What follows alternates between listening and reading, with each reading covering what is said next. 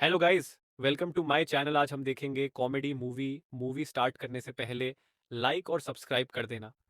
Channel को हमारी पहली कैरेक्टर है एमी, जो एक वर्किंग वुमन है जिसके दो बच्चे हैं, जेन और डायलन। एमी को लगता है कि वो एक बहुत बेकार माँ है, क्योंकि वो पूरा दिन अपने काम में बिजी रहती है और अपने बच्चों के लिए टाइम नहीं निकल पाती। बाकी की मॉम उसकी तारीफ करती है, पर अपने बच्चे से दूर रहने के लिए और इतनी मेहनत करने के लिए उससे ताना भी मारती है। एमी कॉफी कंपनी में पार्ट टाइम जॉब भी करती है। वो सेल्स में काम करती है। क्नॉइसर उसका बॉस डेल अपने काम को लेके बहुत कैजुअल होता है। डेल चाहता है कि एमी होटल्स को भी कॉफी पीछना शुरू कर दे, पर वो उसे बताती है कि वो और काम नहीं ले सकती। एमी का हस्बैंड माइक बिल्कुल उसका ऑपोजिट होता है। जहां पर एमी इतना सारा काम करती है, वहां पर माइक बिल्कुल ही आलसी होता है।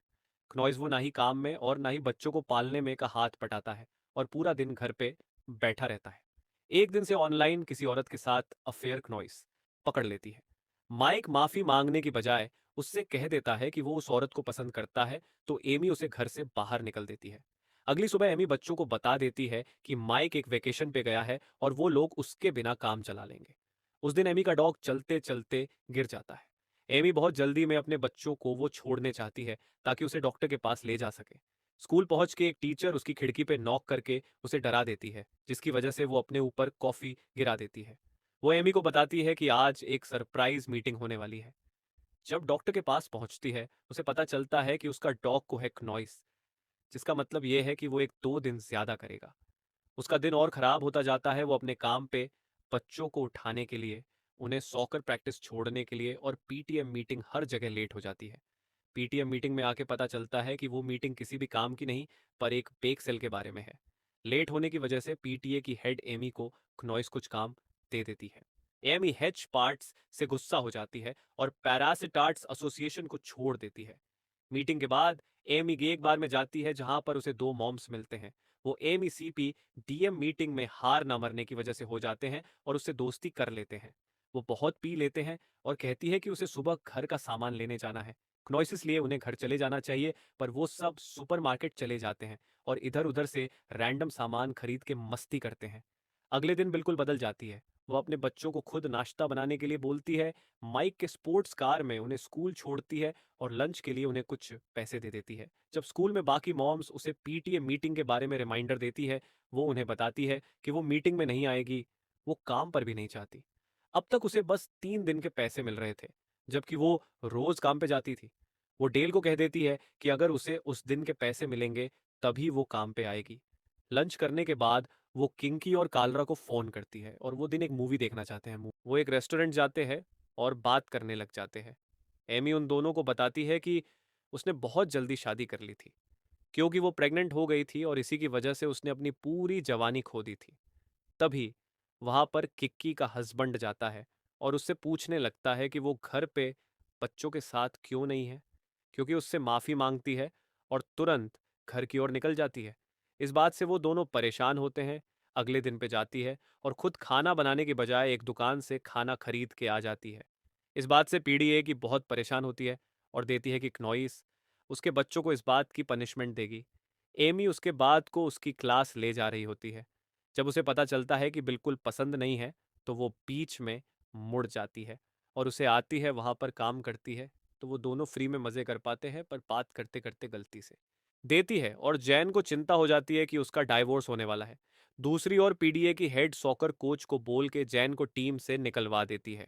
रात को एमी कार्ला को कॉल करती है और उसको बताती है कि माइक अपने इंटरनेट गर्लफ्रेंड के साथ रह रहा है। इस बात से कार्ला बहुत चिढ़ जाती है। क्नॉइस और बोरकी की आते हैं। वो दोनों को बाहर ले जाते हैं और उसे एक लड़का ढूंढने के लिए कहते हैं। सब लोगों को अपने बच्चों के बारे में बता के बोर कर देती है, पर फिर उसे एक सिंगल डैड जैसी मिलता है। उन दोनों की जोड़ी अच्छी बन जाती है और वो दोनों किस भी करते हैं। अगले दिन एमी को दिखता है कि माइक वापस आ चुका है। माइक उसे कहता है कि वो अब ठीक है और उसे बस एक ब्रेक की जरूरत थी। एमी से बोलती है कि वो तभी घर में रह सकता है अगर वो थेरेपी ले। माइक इस बात से परेशान हो जाता है, तो वो माइक को वापस घर से निकाल देती है। स्कूल जाके एमी को पता चलता है कि ये सॉकर टीम से रिजेक्ट हो गई है, जबकि वो सबसे अच्छा खेलती है। उसे तभी के तभी ये समझ आ जाता के साथ थेरेपी भी जाती है और उनकी काउंसलर भी उन्हें डिवोर्स करने के लिए कह देती है। बार बार छुट्टी लेने की वजह से काम से निकल देता है। जब वो स्कूल पहुंचती है, तो जेन और उसे प्रिंसिपल के ऑफिस जाना पड़ता है। प्रिंसिपल उन्हें कहता है कि जेन किसी एक्स्ट्रा करिकुलर एक्टिविटी में पार्ट नहीं ले सकती क्योंकि उन्हें जेन के नौकर में सिगरेट्स मिली है।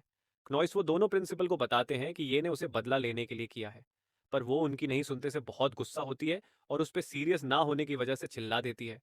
वो कहती है कि वो माइक के साथ रहना चाहती है। स्कूल में सबको बता देती है कि एमी को प्रेसिडेंट नहीं बनना चाहिए क्योंकि उसकी बेटी सिगरेट पीती है। घर पे दोनों बच्चे बिना बाएं बोले माए के घर चले जाते हैं। एमे बहुत दुखी हो जाती है और रोने लगती है। इलेक्शन के टाइम भी जब गार्डिनर स्पीच दे रही होती है, तब एमी घर पे अकेली होती है। कार्लाउ की क्यू से लेने जाते हैं और वो बहुत तेज ड्राइव करके किसी तरह टाइम पे पहुंच जाते हैं। एमे पहुंचते ही अपनी स्पीच शुरू कर देती है। वो अपनी स्पीच में मान जाती है कि वो परफेक्ट नहीं है और वो उससे बात करने जाती है। को बताती है कि उसने ऐसा इसलिए किया क्योंकि वो ऐसा कर सकती है। एमी उसे बताती है कि वो अगले पीटीए के इलेक्शन में उसके खिलाफ खड़ी होगी और नई हेड बनेगी। जब वो ये बात कालरा और किकी को बताती है, तो वो दोनों उसे पूरा सपोर्ट करते हैं। क्नॉइसर उसके लिए पॉपुलैरिटी इकट्ठा करने की कोशिश करते हैं। एमी अपने फॉलोअर्स के लिए एक पार्टी रखती है और बस एक ही औरत आती है और वो उन्हें बताती है कि ड्वेडिलेन ने भी एक पार्टी रखी है और सब लोग उधर गए हैं। ड्वेडिलेन की पार्टी बहुत फैंसी होती है, पर सब लोग उधर बोर हो रहे होते हैं। एमी सबको अपनी पार्टीज में मैसेज भेज देती है।